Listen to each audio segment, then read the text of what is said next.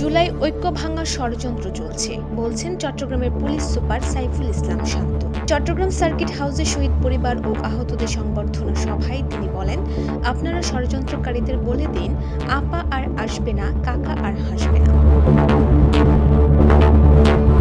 তিনি হুঁশিয়ার করে বলেন, ফেসবুক ইউটিউবে ছড়িয়ে পড়া কন্টেন্টের মাধ্যমে ঐক্য ভাঙার চেষ্টা হচ্ছে। এটি সাইবার ওয়ারফেয়ারের অংশ। একই সভায় চট্টগ্রাম রেঞ্জের ডিআইজি আহসান হাবিব পলাশ বলেন, জুলাই গণ অভ্যুত্থানে পুলিশের ব্যর্থতা খতিয়ে দেখতে কমিশন গঠনের প্রস্তাব দেন তিনি।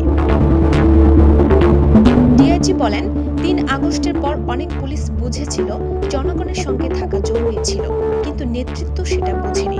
এটি ছিল পুলিশের ব্যর্থতা। তিনি আরও বলেন, পুলিশকেও রাখতে হবে, কিন্তু নেতৃত্বের ফলে ছাত্র জনতা জীবন দিল।